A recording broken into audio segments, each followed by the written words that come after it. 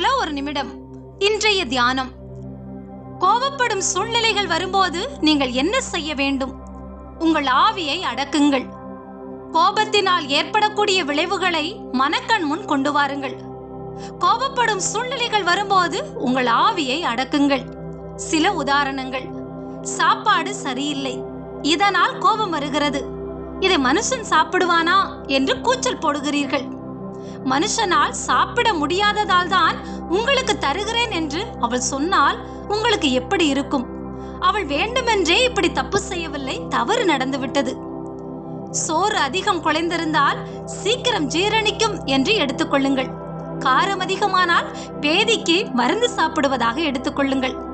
உப்பு உரப்பு இல்லாமல் சப்பென்றிருந்தால் வரவிருக்கும் குடல் புண்ணுக்கு எச்சரிக்கையாக இப்போதே உங்கள் மனைவி உங்களை ஆயத்தமாக்குகிறாள் என்று எண்ணிக்கொள்ளுங்கள். பொதுவாக எப்போதுமே நன்றாகத்தானே சமையல் செய்வாய், இன்று இந்த குறைபாடு எப்படி ஏற்பட்டது என்று சாந்தமாய் கேட்கலாம்.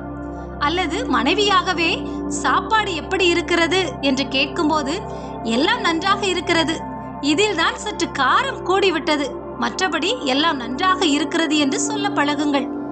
இது யாரையும் புண்படுத்தாது. அவள் இனி கவனமாக இருக்க உதவி செய்யும். சகோதரிகளே, நீங்களும் சாப்பாட்டை மேஜைக்கு எடுக்கும் முன்பே கொஞ்சம் ருசி பாருங்கள். ருசி பார்க்கிறேன் என்று சொல்லி முக்கால் வாசியை காலி பண்ணி விடாதிருங்கள். குறை இருந்தால் சரி செய்யக்கூடியதை உடனே செய்யுங்கள்.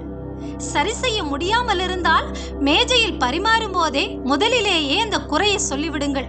சாரி, இன்று இந்த குறை ஏற்பட்டுவிட்டது என்ற ஒரு வாக்கியம் அநேக பிரச்சனைகளை தவிர்க்கும். உங்களை கோபப்படுத்தக்கூடிய பேச்சு, நிகழ்ச்சி, உங்களை கோபப்படுத்தக்கூடிய காரியம் எதுவும் நடந்திருந்தால், கர்த்தாவே இந்த சூழ்நிலையில் எனக்கு உதவி செய்யும், எனக்கு எரிச்சல் மூர்க்கம் உருவாக ஆரம்பிக்கிறது, இதற்கு இடம் கொடுத்து தவறு செய்யாதபடி உதவி செய்யும் என்று உடனே மனதிற்குள் ஜெபியுங்கள். மனைவி அல்லது கணவன் அப்படி பேசியிருந்தால், நடந்திருந்தால் அவளிடமே நேரடியாக இப்படிப்பட்ட காரியங்களில்தான் எனக்கு கோபம் வருகிறது என்று உனக்கு தெரியும், இதனால் நமக்குள் சண்டைகள் வந்து விடுகிறது, இப்படி பேசாதே செய்யாதே என்று அமைதியாய் சொல்லுங்கள். வீண் வார்த்தைகளில் அடி உதையில் இறங்கி விடாதிருங்கள், சண்டை போடாதிருங்கள். அந்த இடத்தில் இருப்பது சரியாக தெரியாவிட்டால் அறைக்குள் போய் ஜெபியுங்கள் அல்லது வெளியே போய்விட்டு வாருங்கள். இப்படி கொஞ்சம் உங்களை பக்குவப்படுத்திக் கொண்டே வாருங்கள். உங்களுக்குள் நல்ல மாற்றங்கள் உண்டாகும். 3ஆம் நபர் மூலம் கேள்விப்பட்ட காரியத்தால் கோபம்.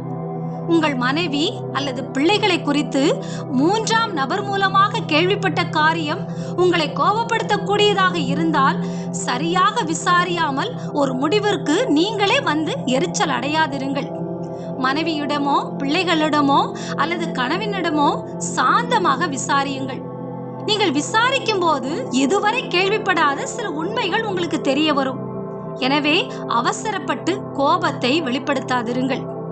மனைவியிடம், கணவனிடம், பிள்ளைகளிடம் தவறு இருந்தால் புத்தி சொல்லுங்கள். இப்படிப்பட்ட காரியங்களில் தான் நமக்குள் சண்டைகள் வரலாம், வீண் வருத்தங்கள் வரலாம். எனவே இனி இப்படி செய்ய வேண்டாம் என்று கூறுங்கள். கோபத்தால் கெட்டுப்போன குடும்பங்கள் ஏராளம். என் கணவர் கொஞ்சம் கோபக்காரர், ஆனால் நல்லவர் என்று வெளியே கூறினாலும் அடி உதை வாங்கி வேதனைப்பட்டு கொண்டிருக்கும் சகோதரிகள் பலர். இந்த சகோதரிகளின் முகத்தில் ஏமாற்றத்தோடு கூடிய ஒரு புன்சிரிப்பு இருக்கும். குடும்பம் என்றால் நாளும் இருக்கத்தான் செய்யும் என்று சமாளிக்கிறார்களே, இப்படிப்பட்ட சகோதரிகள் பொண்ணுக்கு சமமானவர்கள். நாளும் இருந்தால் பரவாயில்லையே, இவள் கணவர் 4 காலில் நடக்கிற நிலையில் உள்ளவர் என்று பழகினவர்களுக்குத்தான் தெரியும். அப்பா அம்மாவுக்கு தெரியக்கூடாது என்று வெளியே சொல்லாமல் கணவனின் கோபத்தை மறைக்கும் பெண்கள் போற்றப்பட வேண்டியவர்கள். ஆனால் இதையே சாக்குப்போக்காக எடுத்துக்கொண்டு கணவன் எப்போதும் கோபக்காரராகவே இருப்பது மகிழ்ச்சியான குடும்பத்தை உருவாக்காது. கர்த்தர் தாமே உங்களை ஆசீர்வதிப்பாராக.